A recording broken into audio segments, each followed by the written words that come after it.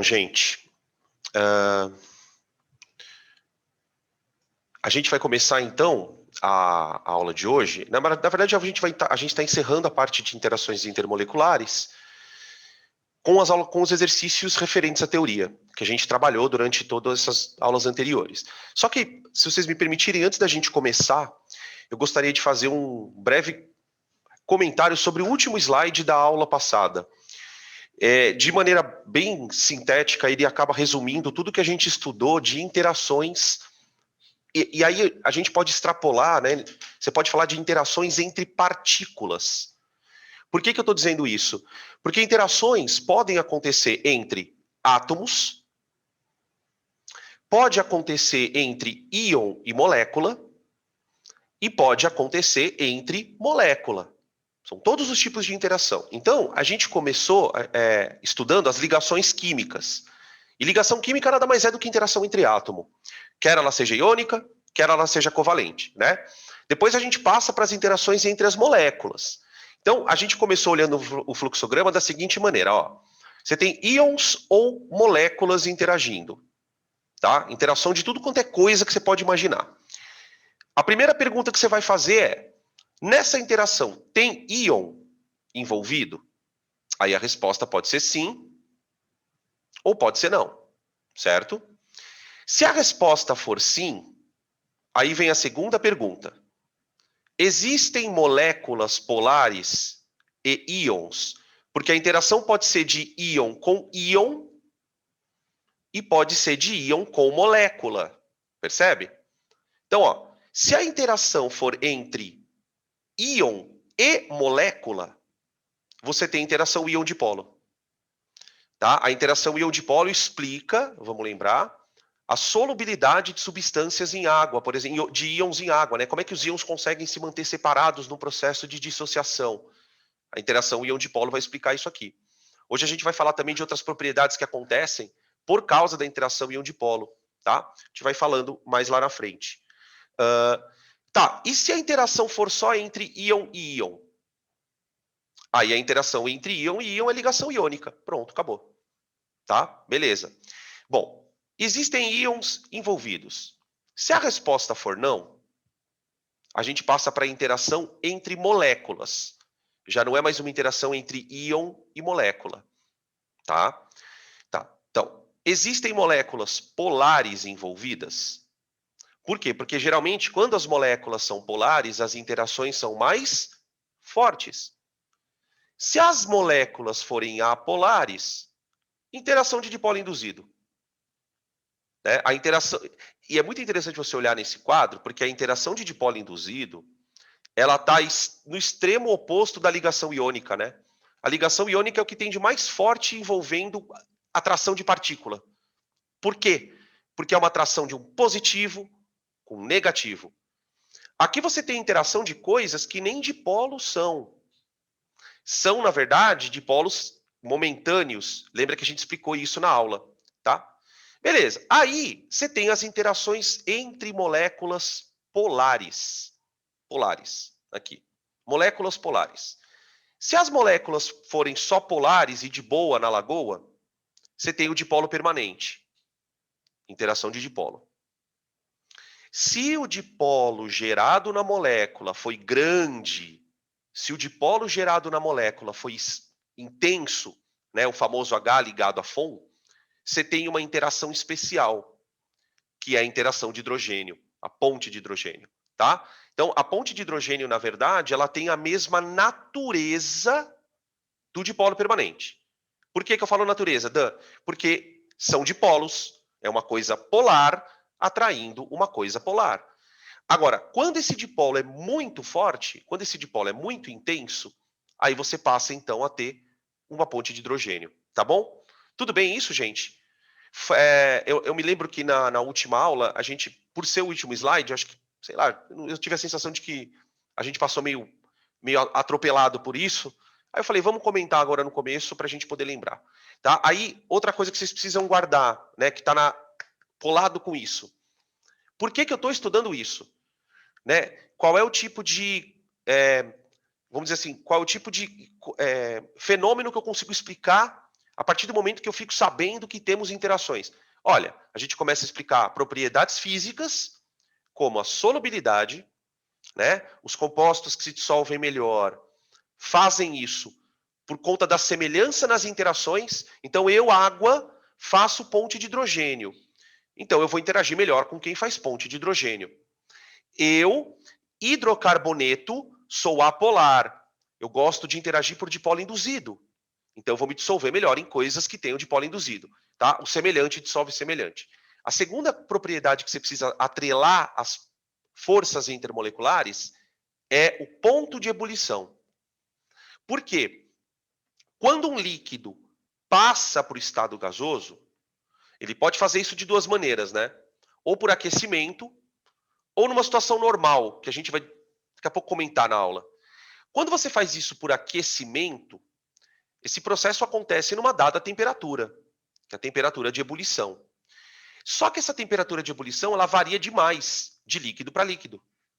Líquidos que interagem por ponte de hidrogênio terão pontos de ebulição maiores quando comparados com outras substâncias que interagem por outras forças, né?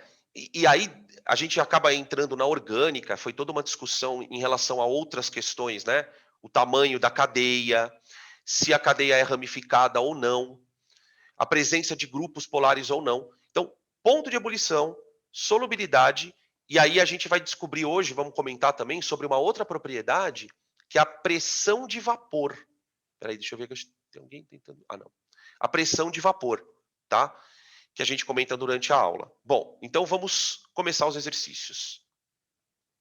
Peraí, deixa eu pegar aqui a caneta. Tá aqui. Questão número 1.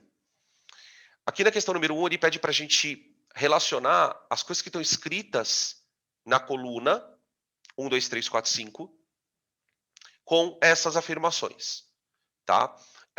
Aí já vamos notar uma questão aqui, né, que é do exercício, tá, gente? Isso não é culpa minha, mas o exercício que fez assim. Ele dá 5 afirmações e te dá 4 outras coisas, né? Então, quer dizer, alguém vai ficar de fora aqui, tá? Beleza? Bom, então vamos lá. Vamos primeiro ler, eu acho que para a gente poder aproveitar o exercício bem legal, vamos primeiro ler essas frases que estão aqui, ó.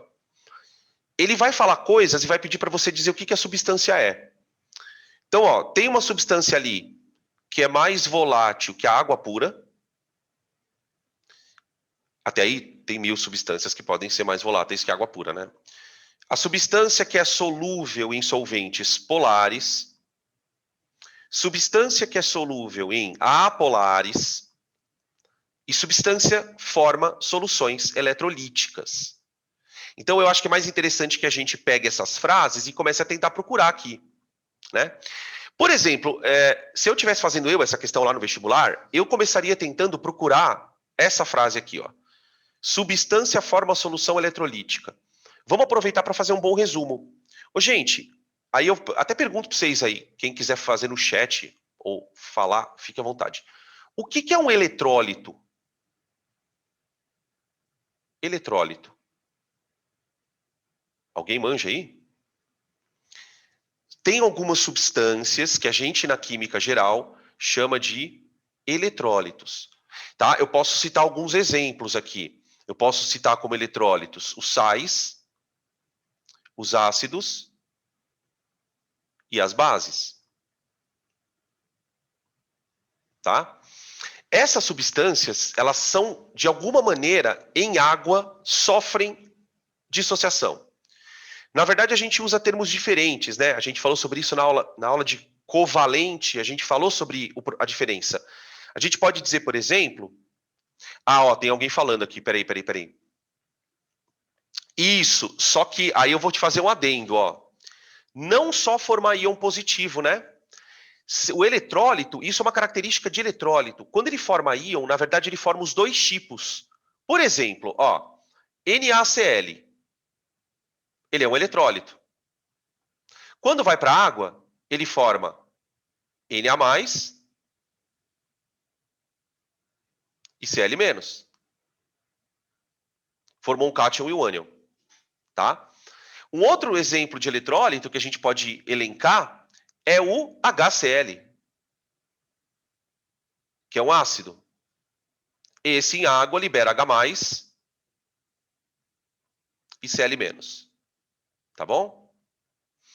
Qual a característica comum aos dois compostos? Em água, temos íons, certo? Toda substância que na água libera íon faz a água conduzir corrente. Portanto, eu tenho um eletrólito. Tá? Então, o eletrólito é uma substância que na água conduz corrente. A gente pode definir aqui o termo solução eletrolítica.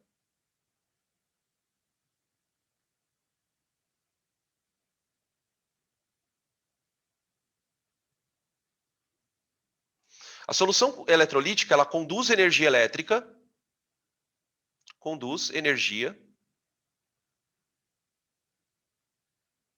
devido à presença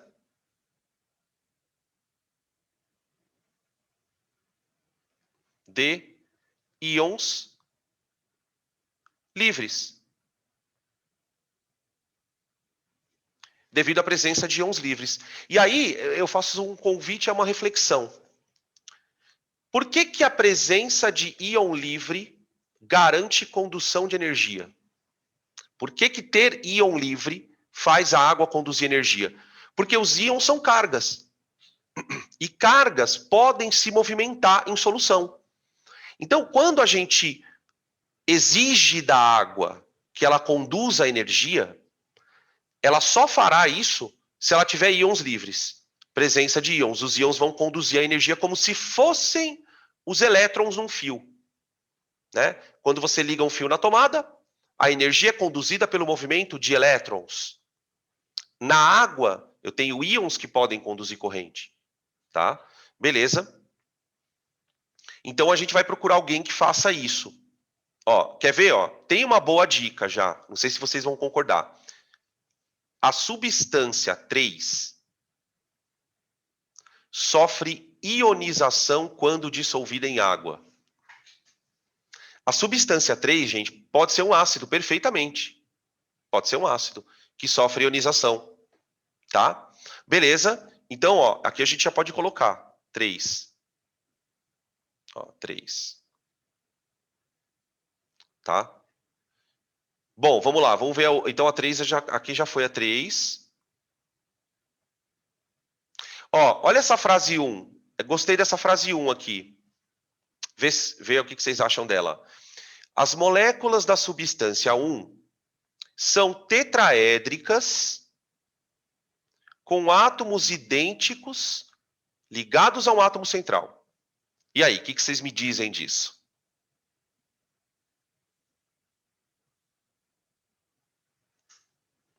Vamos falar sobre a substância 1. Ó os caras, ó a metralhadora aqui. Exatamente, eu lembro de CH4, eu lembro de CH4, eu lembro de CH4, eu lembro de CH4. Agora, o que o CH4 é? Então, a substância 1, ela é uma molécula apolar. Por isso que vocês lembraram do CH4. A propriedade que ele tem em decorrência disso é apolar. Se ela é apolar, provavelmente ela se dissolve bem em solventes apolares. Então, eu ficaria com essa frase aqui, ó. A substância é solúvel em solventes apolares. Por quê? Porque ela é apolar. Então, essa daqui seria a nossa 1. Aí, assim, né? Deixa eu fazer uma de... Vamos perturbar um pouco. Aquele tipo de pergunta chata. Ai, nossa, o cara fica procurando pelo em ovo. Provavelmente, se essa substância for o metano, por exemplo, ela pode ser mais volátil que a água pura, né? Então, percebe como você, de repente, a gente vai ter que, depois, olhando nas alternativas, você acaba meio que chegando na resposta, tá?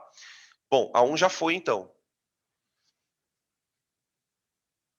Olha para essa frase 2 aqui, porque eu acho que vocês vão meio que bater rapidão, ó. A substância 2 tem massa molar semelhante à água e interações do tipo Van der Waals. As interações do tipo Van der Waals são de dipolo, que quer dizer, mais fracas do que as pontes de hidrogênio. tá? Provavelmente essa substância é mais volátil que a água pura, tá? Então, a substância 2, ela é mais volátil que a água pura. Agora, deixa eu fazer uma pergunta. Por que ele fala assim, ó? Substância 2 tem massa molar semelhante à da água. O fato dele ter falado massa molar semelhante à da água faz com que ele queira que você, de maneira bem específica, compare essa molécula com a água. Ele está te falando, olha, em relação à água, né? Então, quer dizer, se uma molécula tem o mesmo tamanho, a molécula tem o mesmo peso, ela teoricamente deveria ter interações moleculares, pontos de ebulição parecido. Porém, como ela faz uma interação mais fraca, ela vai ter um ponto de ebulição menor. Portanto, ela é mais volátil, tá? Depois, eu vou fazer uma observação aqui, ó. Porque isso a gente vai discutir em outro exercício. Volatilidade está relacionada com uma propriedade chamada pressão de vapor.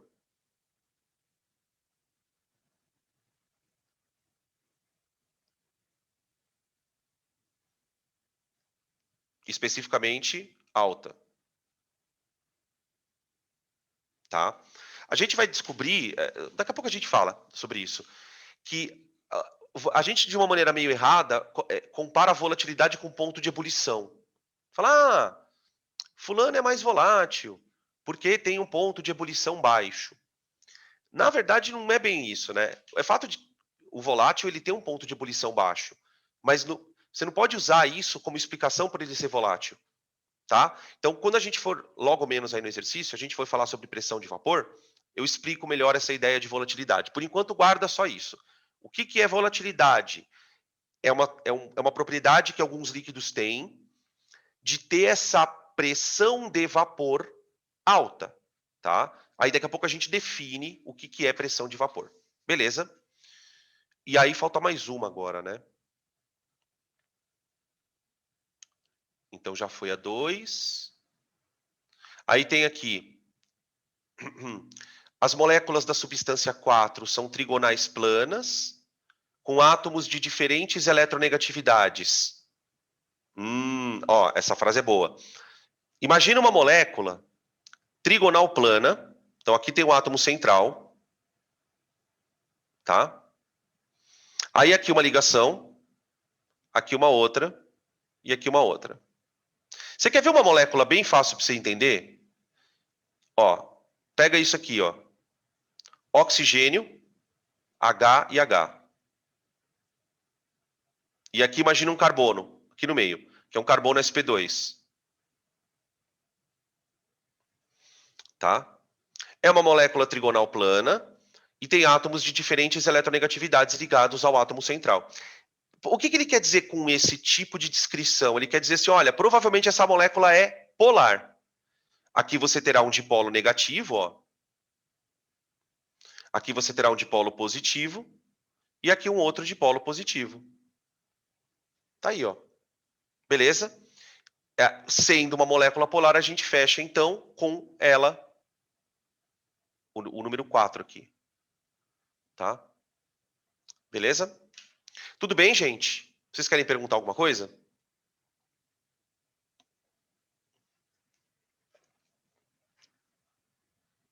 Tranquilo?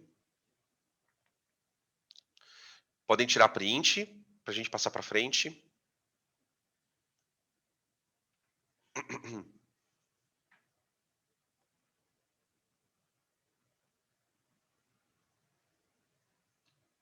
Aí, pronto. Opa. 2.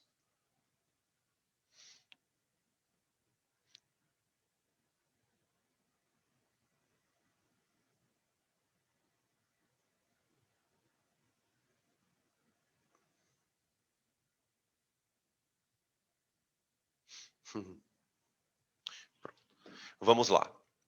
Essa questão aqui, gente, tem algumas coisinhas de química orgânica que a gente vai ter que dar uma lembrada, tá? Nada muito tenso, mas vamos ter que comentar.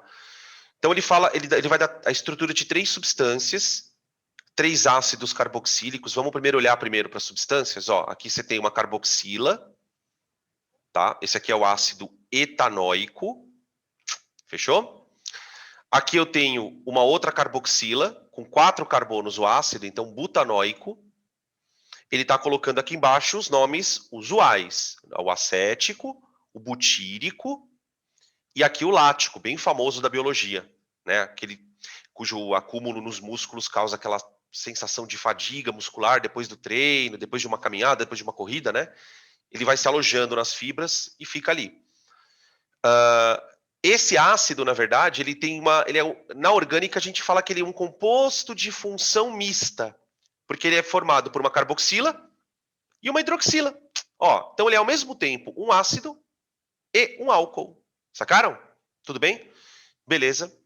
Então vamos lá. O suor humano é praticamente inodoro. Quem vê pensa, né? Contudo, algumas bactérias que vivem na superfície da pele degradam os derivados proteicos, produzindo normalmente substâncias ácidas, responsável pelo odor desagradável do suor. Dentre os produtos da degradação que podem gerar o cheiro azedo e de ranço, tem-se os ácidos, comumente chamados de acético, butírico e lático. Tá aqui. Aí as frases. O ácido acético é a nomenclatura usual do composto que, segundo a IUPAC, é denominado metanóico? Não. Não. Vamos fazer a correção. O metanóico é o mais simples que tem. Ou alguém lembra o nome desse aqui, moçada? Ele tem um nome famoso, esse ácido. Vocês sabem que os ácidos carboxílicos, né, esses menorzinhos, de 1, 2, 3 carbonos, eles têm esses nomes meio usuais, tá? Esse aqui não é o acético. O acético é o que vocês estão vendo aí. Ele é chamado de... Esse é o fórmico? Olha lá, apareceu aqui. A Gi falou e aqui também falaram aqui no chat. É o fórmico, o da formiguinha. Ah, é uma mala ter que ficar decorando isso. Eu sei, gente. É muito chato. Mas tem que decorar, tá? Por que tem que decorar? Porque como esse nome é famoso, o que acaba acontecendo? Se cair, vai cair esse. Dificilmente vai cair o nome oficial, tá? Beleza. Então já a 1 tá falsa. A 1 tá falsa. 2. As substâncias apresentadas possuem na estrutura grupos que caracterizam a função ácido carboxílico, ok, tá? Inclusive o outro tem até um álcool ali, né? E depois a 3, peraí, a questão 3 diz o seguinte: o motivo do ácido lático apresentar maior ponto de fusão do que o butírico, então ele já está meio que falando que os dois, nas condições ambientes, são sólidos. E é verdade, viu, gente? Inclusive, só um comentário. Depois, quem estiver assistindo aula com o Thiago de Biologia, você pode meio que conversar com ele sobre isso. Uma das coisas que causa a inflamação nas fibras musculares é que quando o corpo produz o ácido lático, ele já é uma substância por si só tóxica, né, para o organismo. Seu organismo demora um tempinho para eliminar ele. E quando abaixa a temperatura do músculo, quando você para de treinar, ele forma microcristais nas fibras. Então, aqueles cristais acumulados nas fibras acabam deixando a fibra com um processo inflamatório. E aí aquilo causa aquela dor muscular, tá? Então ele está falando meio que os dois são sólidos. Uma outra coisa que eu queria comentar, que eu acabei esquecendo, viu, gente? O butírico, esse nome butírico vem de butter, porque é o ácido formado na manteiga quando ela é rancificada. Se vocês já tiveram a oportunidade de sentir um cheiro de manteiga rancificada, que fica um cheiro meio estranho de gordura oxidada, né? A formação desses ácidos ocorre por degradação de bactéria, né? Tá? Ela acaba degradando e forma esses subprodutos aí, tá? Então, voltando aqui na 3. O motivo do ácido lático apresentar maior ponto de fusão do que o butírico pode ser atribuído aos fatos do ácido lático ter maior massa molecular e de ser capaz de estabelecer maior número de fortes interações intermoleculares. Vamos comparar 1 a 1? Vamos comparar? Ó, o butírico tem 1, 2, 3, 4 carbonos. Aqui eu já vou forçar um pouco a cabeça de vocês a lembrarem daquela maneira de escrever fórmula orgânica. Aqueles bastõezinhos, né? 1, 2, 3, 4. Tá? 1, 2, 3, 4. Tá. O que a gente tem a favor do ácido butírico para justificar um ponto de ebulição alto? Você tem ponte de hidrogênio,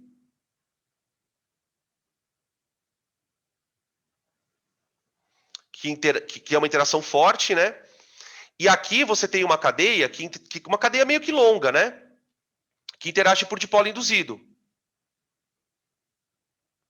Então, as moléculas de ácido butírico, elas podem interagir a partir da extremidade polar e podem interagir a partir da extremidade apolar. Quando você olha para o ácido lático ele tem um carbono a menos. Ele só tem 3 carbonos, porém ele tem uma hidroxila. Então ele tem 2 regiões para estabelecer ponte de hidrogênio. Lembra que eu mostrei na aula para vocês a história das bases nitrogenadas do DNA? Que algumas interagem por 2 pontes e outras 3? É isso. Então aqui, provavelmente, provavelmente não, porque ele fala, né, que o ácido lático tem um ponto de fusão maior. A justificativa é justamente essa que ele fala. Olha, tem mais ponte de hidrogênio, tá? A massa molecular dele deve ser quase igual, tá? Se a gente fizer a conta aqui, se não me engano, gente, a massa molar do ácido lático, ela é 1 ou 2 unidades a mais do que a outra. Ele, de fato, é um pouquinho mais pesado, tá? São 2. 2, né? É bem pouquinho. Porque qual que é a diferença de um para o outro, né? O ácido butírico, ele tem um grupo CH3 a mais. Ele teria uma cadeia aqui de 3 carbonos, né? Mas ele tem um CH3. O ácido lático, ele tem, no lugar do CH3, ele tem um OH. O grupo CH3, ele pesa 15. Carbono mais os 3 hidrogênios. E o OH, ele pesa 17. Então, de fato, a molécula é um pouquinho mais pesada. Mas eu diria para vocês que acho que nem é tão isso que faz diferença. Acho que faz mais a diferença mesmo a ponte de hidrogênio, tá? Então, beleza, verdade para ela, tá? Fechou. Verdade. Tá? Podem tirar print aí. Para a gente já passar para a próxima questão.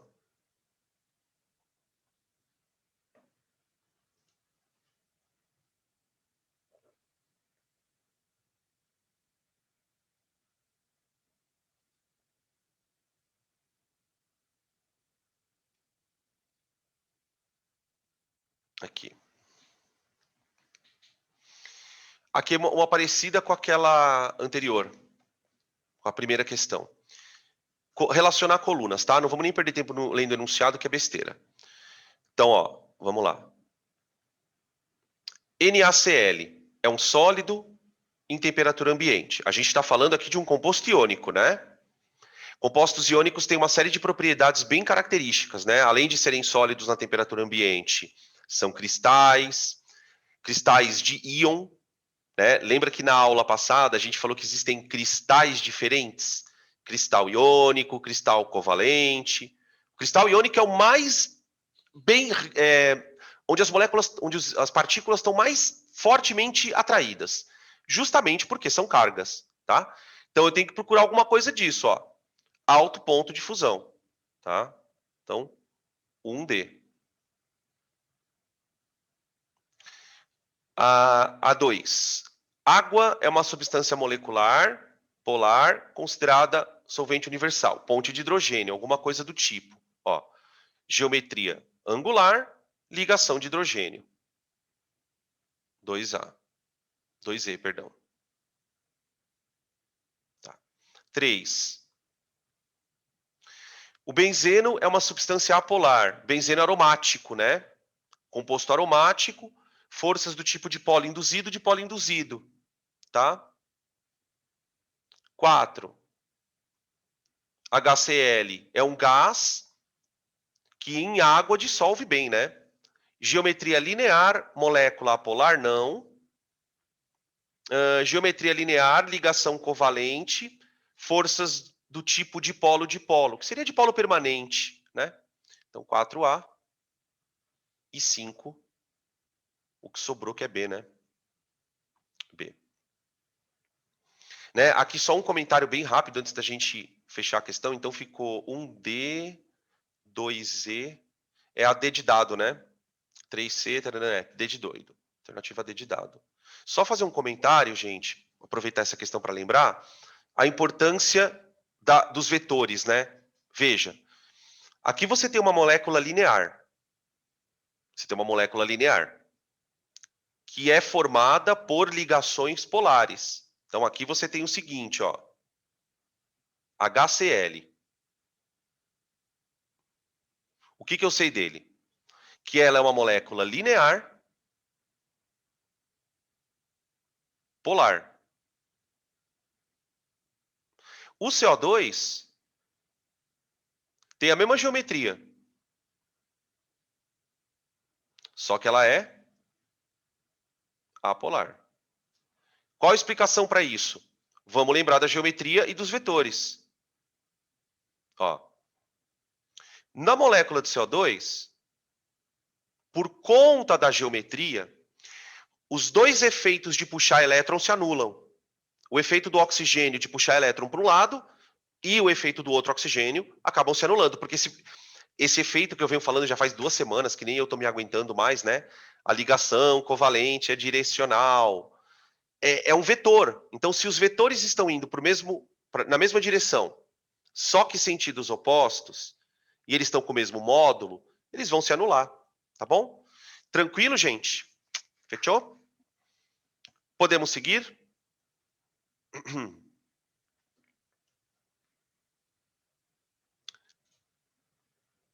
Questão número 4. Eu só gostaria de pensar nessa questão uma frase. Uma frase. Que é essa daqui, ó. Moléculas polares são capazes de absorver as microondas e transformar a energia em agitação térmica. Porque ele vai falar do micro-ondas, ele vai falar do micro-ondas. E eu não sei se vocês já perceberam isso. Não é tudo que esquenta no micro-ondas. Se você colocar, por exemplo, um prato vazio e colocar lá 30 segundos, você vai notar que esse prato não vai esquentar. Para que uma coisa seja aquecida no micro-ondas, essa coisa precisa ter água. Então, as moléculas de água absorvem as radiações do micro-ondas e aumentam a agitação. É um processo de transformação de energia, se você for parar para analisar, né? Agora, é interessante, o que eu acho legal da gente só refletir, não entrar muito nesse assunto, mas só para vocês refletirem, tá? Para, vamos dizer assim, começar a interligar as coisas. Por que é a água que absorve? E por que é micro-ondas? Por que não pode ser outro tipo de radiação? Por que se eu iluminar a água, ela não esquenta? Porque, para pensar, do ponto de vista de natureza, qual que é a diferença entre luz e micro-ondas? Do ponto de vista de natureza, não tem diferença nenhuma. A luz é uma onda eletromagnética. As micro-ondas são ondas eletromagnéticas. Só que por que a água só consegue absorver micro-ondas? Existe uma questão aí de frequência, né? Que é um fenômeno que a gente estuda lá na física, chamado ressonância, né? A ressonância ocorre quando um corpo que já tem uma frequência de vibração natural recebe ondas de frequências específicas. Essas frequências são capazes de aumentar a amplitude do corpo.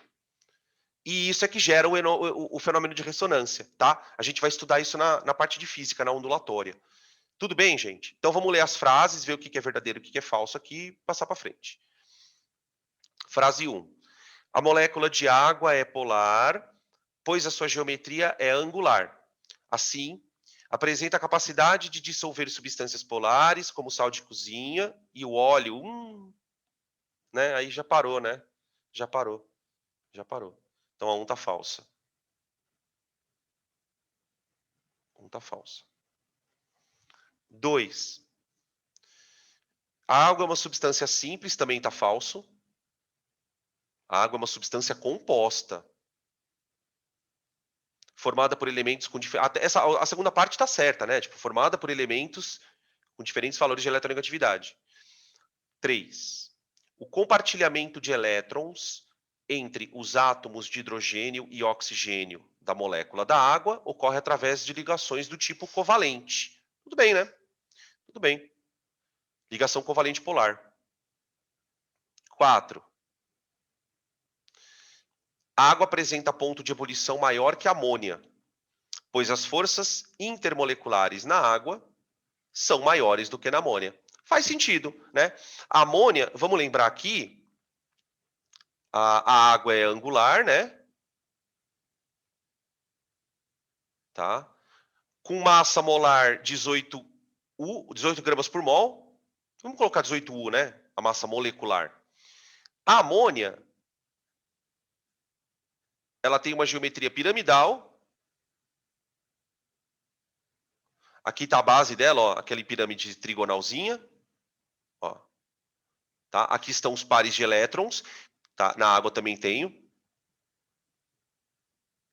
A massa molar da amônia, ou melhor, desculpa, a massa molecular da amônia, gente, é 17. Então, assim, em termos de massa, são parecidinhas, né? Tá? Só que a amônia, nas condições ambiente, já é um gás, enquanto a água ainda não é. Então, a gente pode meio que especular, né? Bom, vamos colocar aqui verdadeiro, né? Vamos fazer algumas especulações, né?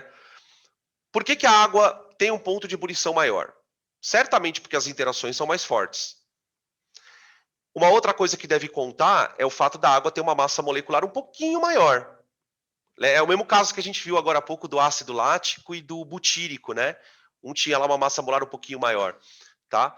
E tem uma outra questão aqui, que é, por que será que a intensidade da ponte de hidrogênio da água é maior? Essa eu queria até lançar para vocês aí a pergunta. Por que a intensidade da ponte de hidrogênio na água é maior? Deixa eu ver aqui, estão falando aqui. Isso, tem a ver com a eletronegatividade. Isso, tem a ver com a eletronegatividade. Né? Como a eletronegatividade do oxigênio é maior, quando encostar uma outra molécula de água aqui, a ponte de hidrogênio aqui é bem forte, ó. Na amônia também acontece. Né? Imagina as amônias se segurando tudo no estado líquido. Imagina lá as amônias se segurando tudo no estado líquido. Aqui tem uma ponte de hidrogênio também, ó. A ponte de hidrogênio aqui e a ponte de hidrogênio aqui. Acontece que a ponte de hidrogênio da água é mais intensa. Tá? Beleza. Então a 4 verdadeira também, ficamos com a 3 e com a 4, alternativa E. Então, ó, qual é o fenômeno ondulatório que explica a água esquentar no micro-ondas? Isso tem a ver com ressonância. É a absorção de ondas de frequências especiais, né? O que acontece com uma molécula quando ela absorve essas ondas? Ela vai aumentar a sua amplitude. Vocês querem ver um outro exemplo onde a gente pode ilustrar essa questão de absorção de radiação? O próprio efeito estufa. O efeito estufa que é causado por alguns gases específicos. O mais importante, ou mais citado, é o CO2. Né? O CO2 é uma molécula que absorve radiações de uma outra frequência. Qual que é a frequência que o CO2 absorve? Alguém sabe? Infravermelho? Infrared, boa. Onda de calor. Por isso, efeito estufa. Por isso, efeito estufa. Né? Quanto mais CO2 na atmosfera, mais calor a gente retém. Né? Porque quando o Sol manda a radiação para a Terra, galera, ele manda radiação de tudo quanto é tipo. Desde a radiação que causa câncer, ultravioleta, a radiação que deixa o céu azul, luminosa, a radiação que causa queimadura, que é o infravermelho. Né? As radiações abaixo do infravermelho ali, naquela região. E tudo isso ele manda. Algumas moléculas absorvem tipos específicos de radiação. No caso do CO2, o problema é ele absorve na faixa que é justamente a radiação que dá calor. Isso é bom. Claro que vocês estudaram isso na geografia, vocês sabem que isso é crucial para a vida no planeta. Por quê? Porque a gente vira uma estufa. Né? Em que sentido? Né? Essa palavra estufa no sentido de temperatura constante. Temperatura constante. A nossa Terra, a nossa atmosfera, ela tem uma condição de umidade e de temperatura constante. Tenta imaginar que a nossa atmosfera é uma bolha. É uma bolha, gente, mas a película não tem uma película. Ela não tem um fim. Ela vai acabando aos poucos, né? E essa bolha, ela precisa reter o que ali? Fundamentalmente, ela precisa bloquear a radiação nociva, UV, por exemplo, e reter calor e umidade.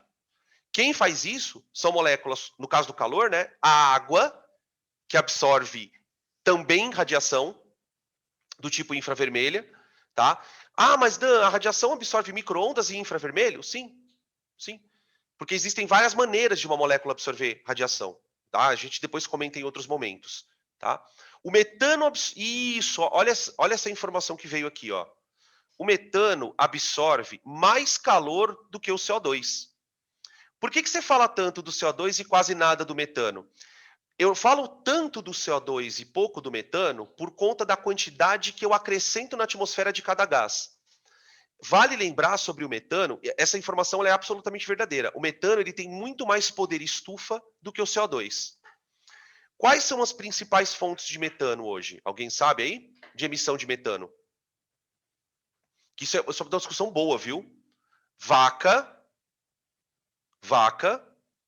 né? Que mais? Onde produz metano? Lixo. Onde mais produz metano? Tem mais lugar. Pântano, gás dos pântanos, né? Tudo bem? Que mais? Já ouviram falar de um negócio chamado permafrost? Alguém pode citar aí? Você já ouviu falar? Permafrost?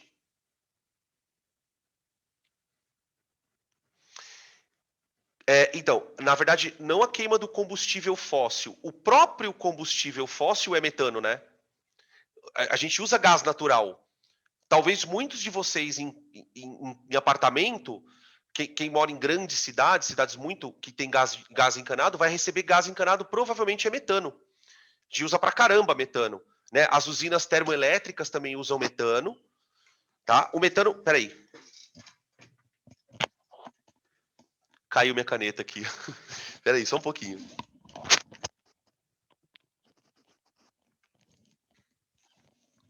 Deu uma enrolada aqui. Tá? O metano queimado vira CO2. Agora, deixa eu falar do permafrost, gente. O permafrost é uma camada de gelo que existe há milhões de anos em algumas regiões do planeta. Olha lá, camada permanentemente congelada em locais frios. O permafrost, ele guarda dentro de si uma quantidade enorme de nutrientes e matérias orgânicas. Porque você imagina, por exemplo, em algum momento onde aquela região foi congelada, todo aquele material está ali, basicamente soterrado. Esse material ele vai sofrendo processos de degradação de bactérias, de micro-organismos. E ali dentro se produz muito metano. Por quê? Porque boa parte daquele material é degradado de maneira anaeróbica. O que está acontecendo? O aquecimento global tem aumentado as temperaturas médias do planeta, certo? O aumento da temperatura média do planeta tem causado o derretimento de regiões onde antes não acontecia isso, certo? Dentro dessas regiões existem camadas de permafrost que estão derretendo. E os cientistas acreditam que a quantidade de metano que está armazenada nesse permafrost é absurda. Absurda. Se esse metano começa a escapar para a atmosfera, cria-se uma bola de neve, no sentido climático. Por quê? E até meio paradoxal falar que é uma bola de neve, porque vai ter tanto calor que a última coisa que vai ter no planeta é uma bola de neve. Por quê? Esse metano, o permafrost derrete, o metano sobe. Como o metano é mais estufa que o carbono, ele piora o efeito estufa, que acelera o derretimento do permafrost, que vai causar liberação de mais metano. Percebe a situação como ela é grave? Sobre a questão do aquecimento? Então, já existem cientistas monitorando esse metano. Tem alguns locais em que você já vê bolhas saindo do permafrost, bolinhas. Né? Inclusive, eu estava vendo no YouTube um dia, um desses vídeos, o cara chegou com uma câmera perto, assim, e era uma bolha, sair borbulhando ali de maneira intermitente. Ele falou, isso aqui, essa bolha que está saindo aqui do solo, é do permafrost, é metano, que já está escapando. Por quê? Porque estamos aquecendo o planeta demais. Então, é muito urgente essa questão mesmo da matriz energética, né? Essa discussão de mudança de matriz energética, porque eles falam que existe o tal do ponto crítico, né?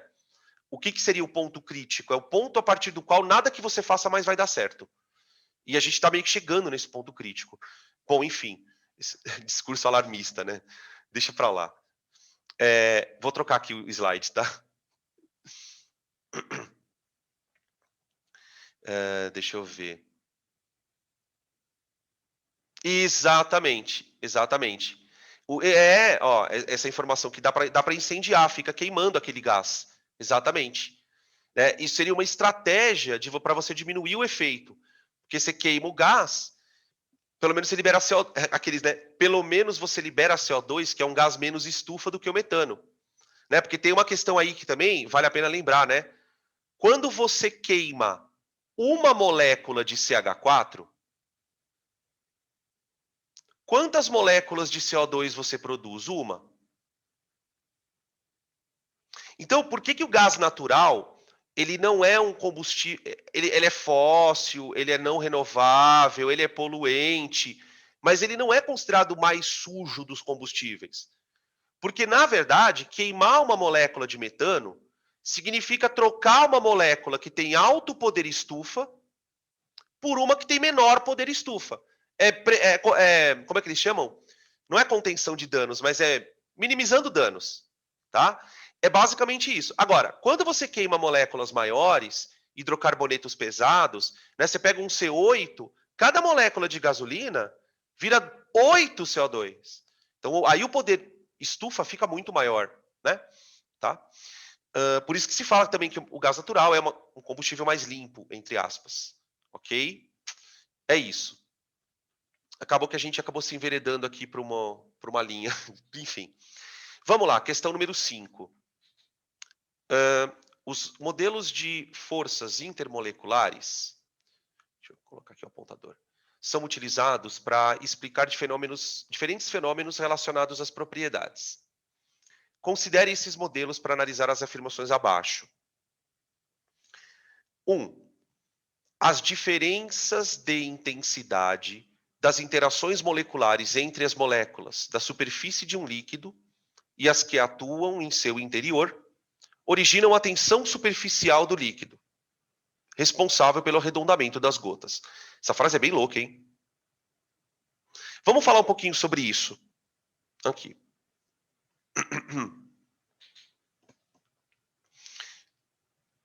Lembra que na aula passada... Peraí.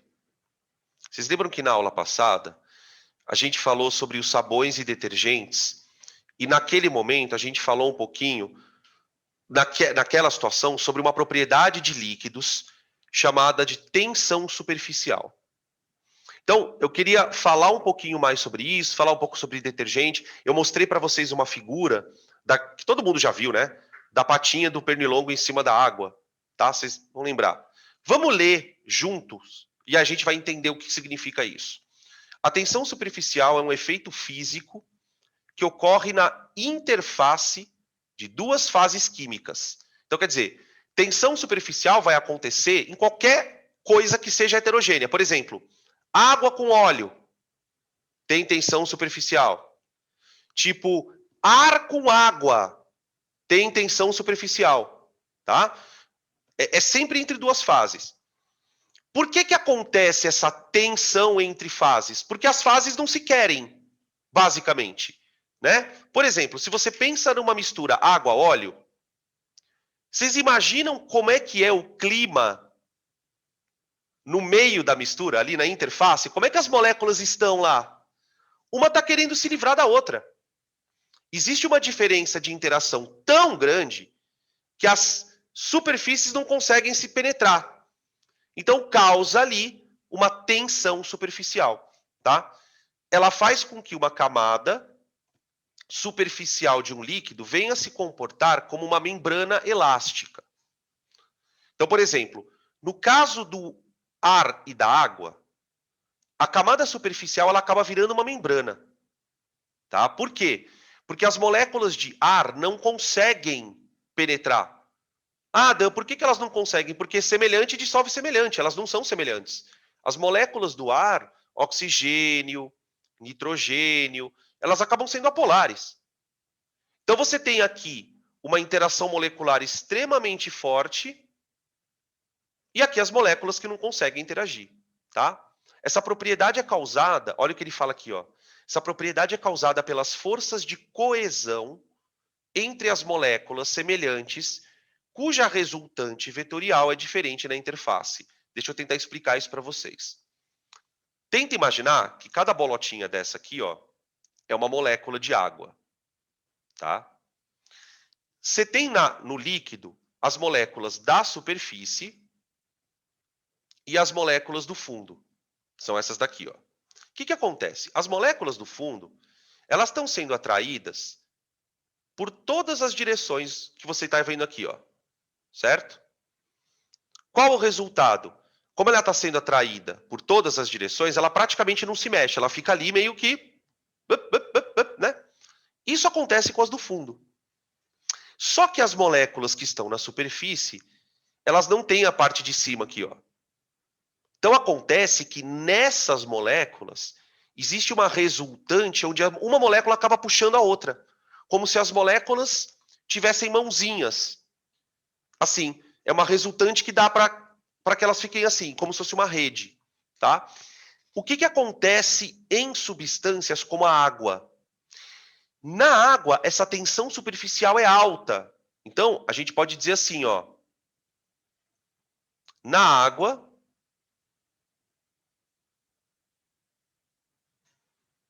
observa-se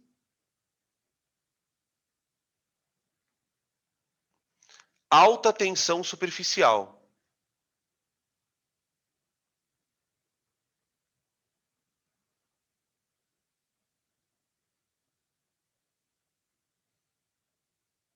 Em virtude da natureza das interações. Em virtude da natureza das interações.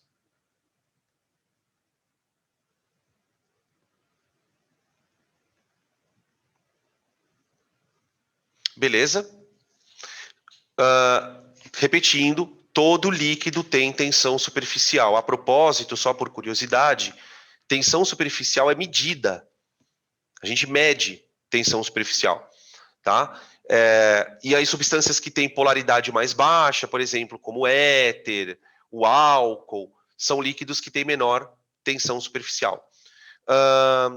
Outra questão, que aí eu não vou entrar muito no detalhe, mas é graças a essa tensão superficial que todo líquido tem uma tendência natural de se organizar na forma de uma gota, né? Aquele formato característico das gotas, que são esféricas, ele é também explicado em função da tensão superficial. O que acaba acontecendo? Como as partículas acabam se puxando umas às outras na superfície do líquido, acaba que o líquido se fecha em si mesmo. Então cria-se ali uma película, né? Separando o meio interno do meio externo. Tudo bem? Tranquilo? E aí, né, nessa esteira, eu gostaria de fazer um comentário, porque a gente vai falar sobre isso daqui a pouquinho também. Por exemplo, qual é o problema que faz com que a água não se dissolva na gordura? Essa questão da tensão superficial, né? Existe ali entre os dois líquidos uma tensão superficial tão alta que uma gota de água não vai entrar numa gota de gordura. Porém, existem substâncias que ajudam nesse quesito, que a gente comentou na aula passada. Os sabões e os detergentes. Essa categoria de substâncias, são chamadas de tensoativos.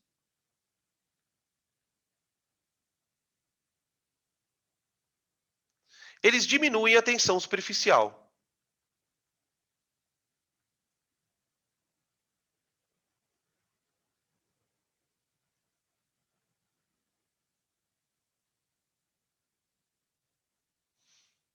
Aí eu posso fazer uma ponte com a biologia. Falou em tensoativo na biologia, a gente lembra de quem? Sistema digestório, óleo. Sistema digestório, óleo. A bile? Bile emulsifica gorduras. Tenho certeza que os professores de biologia ficam com isso na cabeça de vocês. Olha, a bile não é enzima. A bile não digere nada. Ela emulsiona gordura. A bile é um tensoativo. A bile é um detergente. Basicamente é isso. Você produz... eu não sei se você já teve a oportunidade de expelir bile alguma vez na sua vida.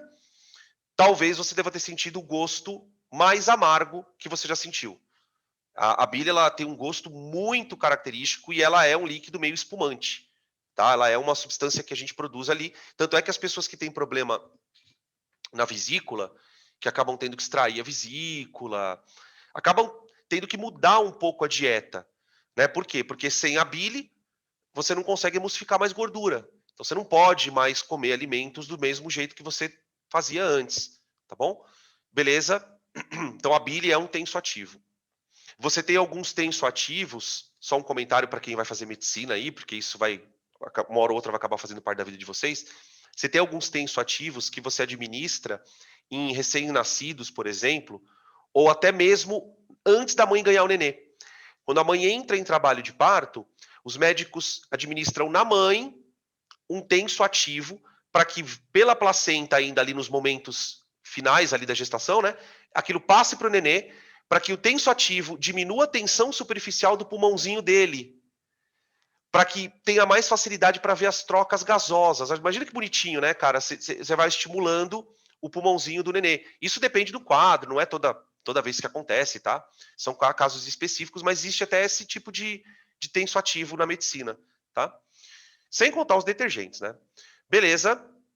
Então, agora a gente pode voltar para a frase, né? Acho que agora a gente pode voltar. Eu não sei se vocês querem tirar print aqui, mas acho que não precisa não, né? Tirar print aí.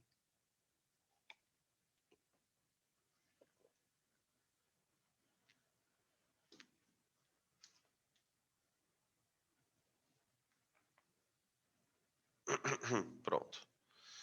Agora a gente volta na frase. A diferença... Vamos ler a frase só para a gente confirmar ela, tá?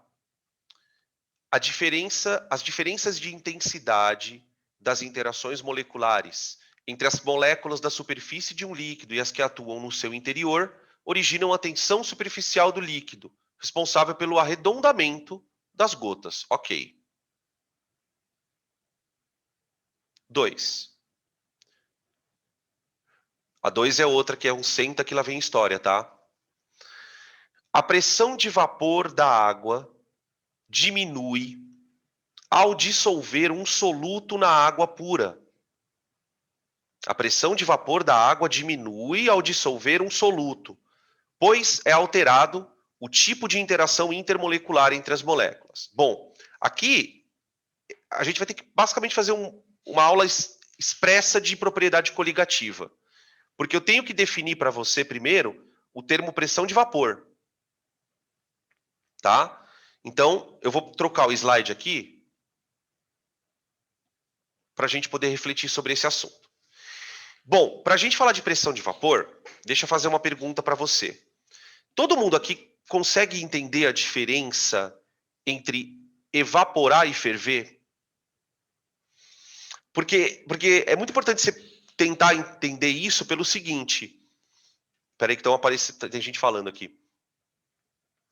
Ó, é muito importante vocês entendam isso. Quer ver uma coisa muito curiosa?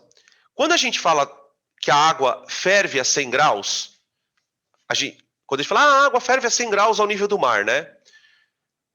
A gente fala, se referindo a essa temperatura, como ponto de ebulição da água. Agora deixa eu fazer uma pergunta. Qual é o ponto de evaporação da água? Se a gente parar para pensar, a água evapora a qualquer temperatura, gente. Eu tenho aqui aqui na frente, ó, uma caneca com água. A água que está aqui nessa caneca, ela está evaporando. Ela está evaporando. Ela não está fervendo. O processo de evaporação, gente, ele acontece na superfície do líquido. Sabe aquela superfície do líquido que tem as moléculas ali? Então, de vez em quando, uma molécula dali escapa. Deixa eu mostrar para vocês aqui uma figura. Espera aí. Aqui, ó. Aqui você tem um recipiente contendo água a 20 graus Celsius. Ele deixou esse recipiente lá um tempão. Tipo, deixou lá 1 hora. Na temperatura de 20 graus. E aqui ele está medindo uma pressão aqui dentro. Uma pressão. A pressão que ele está medindo é da água que evaporou nessa temperatura. É claro que para ele medir essa pressão, ele precisa fechar o sistema. Mas a existência dessa pressão prova para a gente o quê? Que a água consegue passar por estado gasoso nessa temperatura. Ela só não ferve. Né? A fervura ou a ebulição, ela tem uma característica específica, né? Ela ocorre com desprendimento de bolha e com aquecimento constante, tá? É um outro processo. Tudo bem? O que acontece? Essa pressão aqui, gente, ela diz muito sobre o líquido. Sabe por quê? Porque quando você põe água aqui, a 20 graus, a pressão medida aqui é 17, ó. É bem pouquinho. Bem pouquinho. Só que, por exemplo, se eu colocar aqui éter, eu garanto para você que essa pressão deve ser uns 500 já. Com éter. Na mesma temperatura. Na mesma temperatura. Aí você fala assim, não, mas por quê? Porque o éter é mais fácil de evaporar. O éter é mais fácil de evaporar. Então, numa temperatura qualquer, ele terá sempre mais capacidade disso do que a água. Tá? Deixa eu mostrar uma outra coisa para vocês. Ó, esse gráfico aqui. Vamos ver se eu consigo zoomar só ele. Consigo. Aqui. Ó. Esse gráfico ele mostra a pressão de vapor da água. Aqui ela está em torr. Para quem não sabe o que é torr, é milímetro de mercúrio, tá? Milímetro de mercúrio. Qual a pressão de vapor da água? Na temperatura em que você quiser. Por exemplo, olha que legal. Pega a água a temperatura abaixo de zero. Temperatura abaixo de zero indica que a pressão de vapor da água é zero. Quer dizer, a água não evapora estando abaixo de zero. Também está congelada, né? Como é que a coisa vai evaporar congelada? Fica meio estranho. A água começa a evaporar de maneira bem perceptível, ó, a partir dos 20, 30 graus. Ó. Aí a pressão de vapor vai subindo. Subindo. Quanto mais quente está a água, maior a pressão de vapor dela. Faz sentido, não faz? É por isso que a roupa no varal, ela seca mais rápido no dia quente. Porque no dia quente a água é mais estimulada a evaporar. No dia quente a pressão de vapor dela é mais alta. Tudo bem?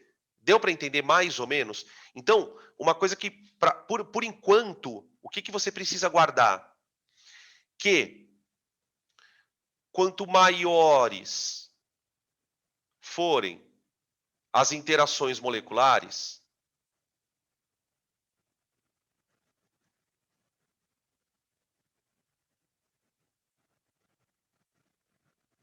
quando eu falo maiores as interações moleculares, eu estou dizendo, mais intensas, né?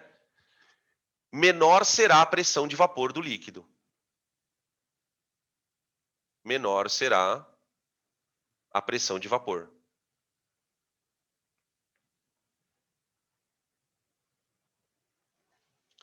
Tá? Então a gente fala, qual que é o jeito mais correto de você falar sobre pressão de vapor? Você vai dizer assim, olha, a pressão de vapor, melhor, a volatilidade, ela é... Você nunca pode falar normalmente que uma coisa é volátil. a maneira mais correta seria você dizer que uma coisa é mais volátil do que outra, né? Geralmente, quando a gente fala que um líquido é volátil, a gente, de maneira até meio inconsciente, está comparando com a água. Então, por exemplo, eu falo assim para vocês, vocês já viram eu falar, vocês mesmos falam, o álcool é volátil, né, Dan? Não, ele é volátil quando você compara com a água. Porque, por exemplo, se você comparar o álcool, o etanol, com o éter, aí o etanol não é volátil. Quem é volátil é o éter. Percebem qual é a situação? Então, a volatilidade é uma comparação. Como é que você sabe quem é mais volátil? Pega os dois líquidos, coloca os dois na mesma temperatura e mede a pressão, que nem você está vendo aí na figura, num sistema fechado. Aquele que tiver mais pressão naquela temperatura é o mais volátil. Gente, deixa eu contar uma coisa para vocês. No laboratório, quando eu fiz faculdade, eu acabei, durante um bom tempo da faculdade, eu trabalhei muito com laboratório de orgânica. E na orgânica a gente mexe com muito solvente, né? O éter, para vocês terem uma noção, a gente guardava no freezer. No freezer. Por quê? Porque se você guardasse ele no laboratório, por exemplo, no ambiente normal, e o ambiente tivesse 28, 29, 30 graus, aquilo virava vapor com uma facilidade tão grande que você abria a garrafa, fazia tss, parecia que estava abrindo um refrigerante. E ele é explosivo. Então, para evitar esse tipo de situação, a gente guardava no freezer, de tão volátil que é o solvente, tá? Beleza? Ficou claro, então, o que é pressão de vapor? Agora, tudo para começar a ler a pergunta. Eu vou trocar o slide aqui. Peraí que estão chamando. Éter é extremamente tóxico. Na verdade, o éter ele foi usado nos primórdios como anestésico inalatório, né? Pré-anestésico, antigamente. Ele tem, como ele é um depressor do sistema nervoso central. E por ser uma substância muito lipofílica, ele acaba sendo absorvido com muita facilidade pelo nosso sistema nervoso central. Então ele acaba sendo muito tóxico. Tóxico e extremamente explosivo. Tá? Beleza. Ó, o que acontece? Todo líquido tem pressão de vapor. Ou maior ou menor, mas todo líquido tem uma pressão de vapor. A água, quando nós comparamos com outros líquidos, como vocês sabem muito bem, não gosta muito de evaporar. O que acontece? Imagine agora que eu vá pegar a água e coloque ali dentro sal. Sal. Coloquei sal na água. Quando as partículas de água dissociam o sal, elas começam a interagir com os íons, não é? Lembra da interação íon-dipolo? Muito bem. Essa interação faz com que as moléculas de água fiquem mais presas no estado líquido. Então, as moléculas de água estavam lá interagindo entre si, por ponte de hidrogênio. De repente, aparece ali um soluto. O soluto aumenta as interações moleculares. Tudo bem? Uma das consequências é a perda na pressão de vapor. Então, o que vocês estão vendo aqui, vamos primeiro olhar para as figuras em ordem. A figura aqui de cima, ela está mostrando o solvente evaporando, tá vendo? Ó? Solvente evaporando e condensando, evaporando e condensando. Esse processo de evaporação e condensação, ele depende das interações do solvente. Agora, quando eu ponho o soluto lá dentro, as moléculas do solvente vão ter mais dificuldade para evaporar. Então, a quantidade de vapor cai. O líquido literalmente evapora menos. O fato de ter ali dentro substâncias dissolvidas faz com que ele evapore menos, tá? Como é que esse comportamento ele é mostrado para você? Na forma de gráfico. Veja, agora o gráfico aqui de baixo. A curva vermelha mostra a pressão de vapor em função da temperatura. Só que para um solvente puro. Então, ó, essa aqui é aquela curva que eu mostrei para vocês da água. tá?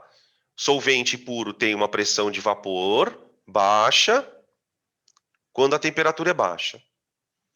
À medida que você vai aquecendo o solvente, ele vai aumentando a capacidade de evaporar, tá bom? Agora, a curva, quando o solvente está com alguma coisa dissolvida. A gente percebe que a curva ela mantém aquele perfil, porém os pontos caem todos. Quer dizer, naquela mesma temperatura, a pressão de vapor agora é menor. Ó, aqui ele pegou uma temperatura qualquer e comparou. Imagina você na tua cabeça, ó, pressão de vapor da água pura e pressão de vapor da água com sal. Pensa nisso, tá? Essa queda de pressão tem até um nome, ó, efeito tonoscópico. Isso não importa muito o nome, tá? Mas por que que isso ocorre? A explicação está aqui, ó. Ocorre um acréscimo de interação molecular. Esse acréscimo faz com que o líquido perca a capacidade de evaporação. Tudo bem? Beleza? Uma coisa que eu queria comentar é que na aula de propriedades coligativas, a gente vai aprender a calcular essa queda. Tá? É um assunto que não cai muito, mas a gente vai ter tempo para citar isso, tranquilo. Beleza? E aí, obviamente, vocês devem imaginar o seguinte. Por que eu falei esse negócio do cálculo? Porque quanto mais sal tiver, menos a água evapora. Quanto mais sal tem, menos a água evapora.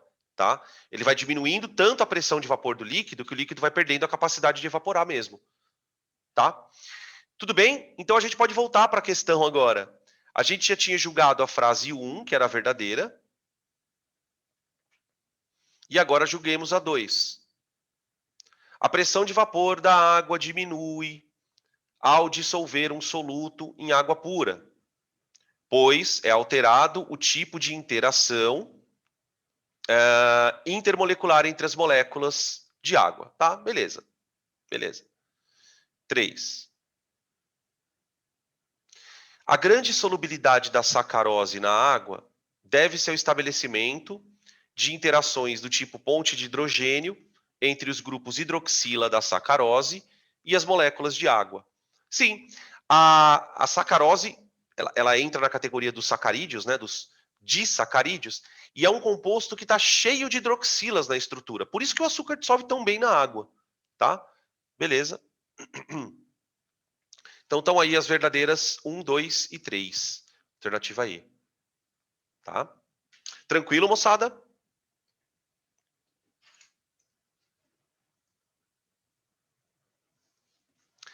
Vou passar para a próxima.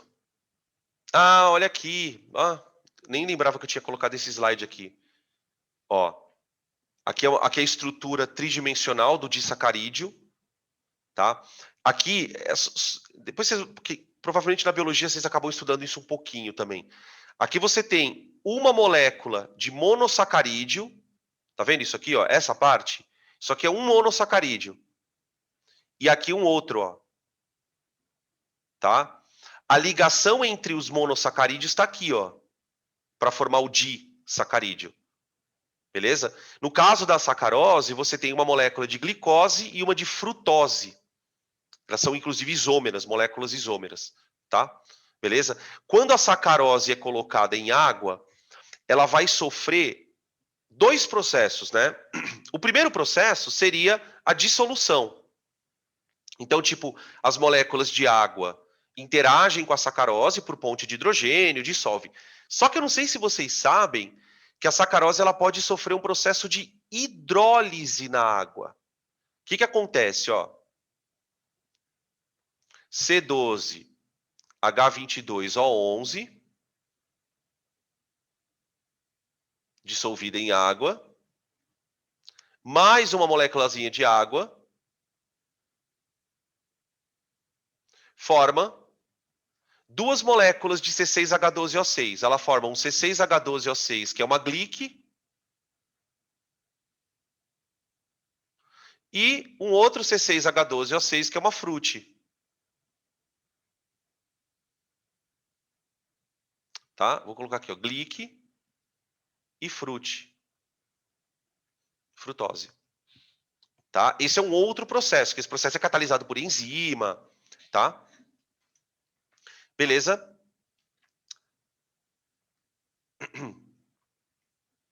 Surfactante é a mesma coisa que tensoativo.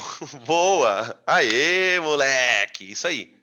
Boa. Surfactante e tensoativo é a mesma coisa. São os diminuidores de tensão superficial. Inclusive, esse negócio do surfactante aí, acho que na medicina se usa esse termo, surfactante. Aquele que eu falei do pulmão lá, tá? Depois, quem tiver algum parente aí, conhecido médico, pergunta desse negócio de surfactante que é dado para grávida aí, tá? Tranquilo? Vamos fazer mais uma? Bora lá? Questão número 6.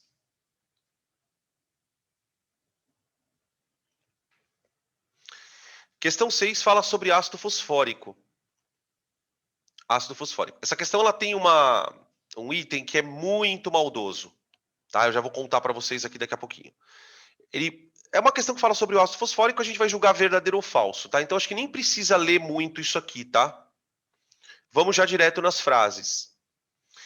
A frase 1 afirma que no ácido fosfórico, o número de oxidação do fósforo vale 5. Então, primeiro, já começa aqui, para a gente conseguir responder essa questão, você tem que lembrar da fórmula do ácido fosfórico, né? Então vamos colocar ele aqui, ó. É o ácido fosfórico, H3, PO4. Tá? Eu vou calcular os NOx aqui de uma maneira relativamente ágil. Tá? Quem não lembra do que eu vou contar aqui, não se preocupe, porque a gente vai ter aula disso. Tá? Só lembrando rapidamente que o NOx é uma carga que eu atribuo aos elementos. Assim, de maneira muito resumida. Tá? É uma carga que a gente atribui. Quando você vai descobrir o NOx de um elemento, existem algumas regrinhas que você usa. Uma delas é, você precisa memorizar algumas cargas de alguns elementos que têm cargas famosas. Por exemplo, o hidrogênio e o oxigênio. Então, nessa estrutura, eu quero descobrir o NOx do fósforo. Então, eu vou chamar o NOx do fósforo de X. X. É a carga dele. Eu quero descobrir qual que é a carga desse cara. Tá. Eu sei que a carga do hidrogênio nos ácidos é mais 1. E sei que a carga dos oxigênios nos ácidos é menos 2. Como isso aqui é uma molécula, não é um íon, eu vou dizer que a soma dessas cargas todas tem que dar 0. Então eu vou escrever assim, veja.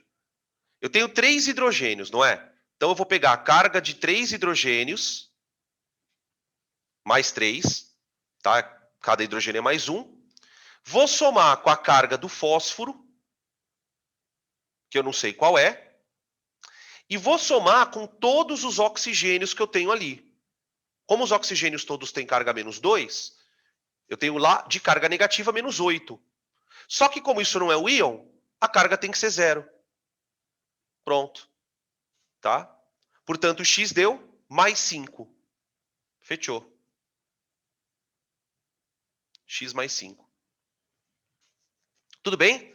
Isso é NOx, tá, gente? Assim, bem resumidamente, né? Tá? Então, a frase 1, beleza. Agora, eu coloquei A, mas na verdade é 1 aqui, perdão. Frase 1, ok. 1 é verdadeira. 2. As ligações estabelecidas entre os átomos formadores da molécula de ácido fosfórico são do tipo ligação covalente polar. Beleza. Tem H ligado a O, a gente fez na aula de ligação covalente, a gente até montou a estrutura de alguns ácidos, não sei se vocês lembram, né? E lá na estrutura do ácido fosfórico aparecia, de fato, as ligações polares, tá? Beleza. Então, a verdadeira 2. 3. Aqui vem a parte que, se você não lembra, você trava. O átomo de fósforo expande sua camada de valência, acomodando 10 elétrons nesta. Só quem assistiu à aula de hibridação talvez vá lembrar. O fósforo é um elemento que pode sofrer hibridização, sim. Ele tem essa capacidade. A gente encontra átomos de fósforo hibridizados, tá? No caso do ácido fosfórico, vamos lembrar, né? O fósforo sem ser hibridizado, ele seria isso, ó.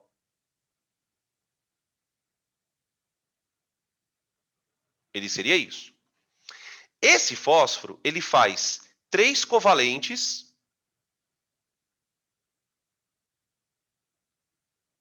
e uma dativa. Tá? No entanto, o fósforo pode sofrer hibridização, sim. E aí ele expande a camada de valência. Expande a camada de valência. Tá? Esse aqui ele faz 5 covalentes.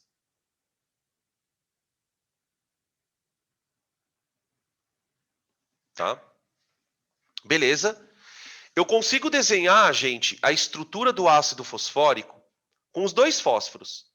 Por exemplo, olha só que interessante. Eu vou desenhar a estrutura do H3PO4 pensando no fósforo sem ser hibridizado.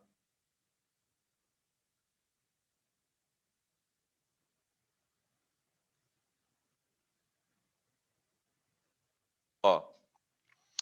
Isso aqui seria a estrutura pensando no fósforo do jeito sem ser hibridizado. Agora, se o fósforo tiver hibridizado, eu também consigo desenhar uma estrutura. Aí, vamos ver se vocês estão ligados no que eu vou falar agora. Qual a diferença de uma estrutura com o fósforo não hibridizado do hibridizado? Esse aqui é o fósforo normal, né? O que a estrutura de um ácido teria de diferente se fosse esse fósforo aqui, ó? E aí? Tchan, tchan, tchan. Só teria uma diferençazinha, cara, muito pequena. Muito pequena. Vou desenhar aqui. Quer ver a diferença? Ó.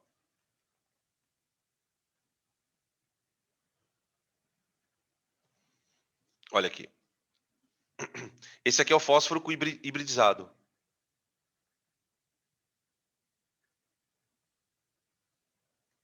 Ao invés dele fazer dativa, que ele faria com os elétrons emparelhados, lembra que no processo de hibridização ele desemparelhava elétron? Ele usa para fazer dupla, em vez de fazer a dativa. Aí você pergunta para mim assim, Dan, qual das duas estruturas é? Não importa, as duas estão do mesmo, são corretas. Aqui ele está compartilhando um par de elétron, só que por dativa, vamos dizer assim, e aqui ele está compartilhando por dupla. Então, as duas estruturas, elas acabam dando na mesma coisa, tá? Então, essa frase é verdadeira. Eu posso explicar a estrutura do ácido fosfórico pensando nisso, tá? Verdadeira. Aí, as outras duas são mais tranquilas. Porque a 4 diz o seguinte: a geometria estabelecida ao redor do átomo de fósforo é do tipo piramidal. E aí? Pensa nesse fósforo aqui, ó. Elemento central. Aí, gente, você pode pensar em qualquer uma das duas estruturas propostas, que vai dar na mesma, tá? Se você olhar para o elemento central, ele tem 4 nuvens eletrônicas.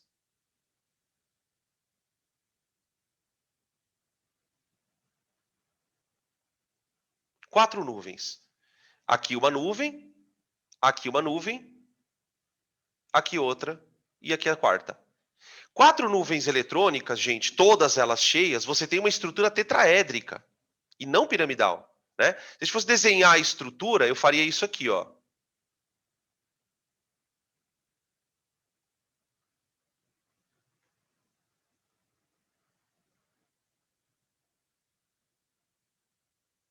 Deixa eu apagar aqui a... Ó. Aqui a ligação saindo do plano e aqui a ligação entrando no plano, ó. Seria uma coisa mais ou menos assim. E nota que você chega nessa geometria Mesmo se você considera que o fósforo está hibridizado, ó. Tá? Porque a dupla ele contaria aqui como uma nuvem eletrônica. Então você teria uma nuvem aqui, outra aqui, outra aqui e outra aqui. As 4 nuvens eletrônicas características do fósforo. Tá bom? Tudo bem, gente? Então tá falsa a frase. Tá falsa? A 1 era verdadeira, a 2 é verdadeira, a 3 é verdadeira, a 4 é falsa. Que ele fala que é piramidal. E a 5 aí, hein? 5. A molécula de ácido fosfórico apresenta forças intermoleculares do tipo de polo permanente. Acho que não, hein? Eu acho que não, hein? Sabe por quê? Não tem OH na estrutura? Se tem OH, gente, é ponte de hidrogênio. É ponte de hidrogênio, tá? Falsa para ela. Tudo bem, gente? Então as corretas ficaram só a 1, a 2 e a 3.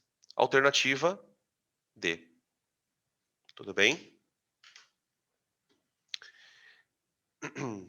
Tranquilo, moçada?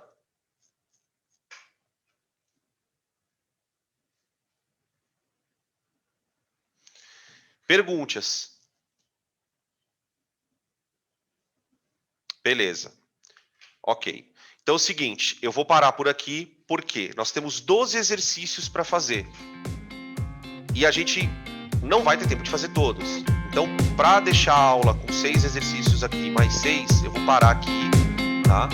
E na próxima aula a gente volta e nós continuamos com o assunto de interações moleculares, tá? Se vocês quiserem depois ir terminando os exercícios por conta, na próxima vez que nós nos encontrarmos, eu termino os exercícios com vocês, tá bom, gente?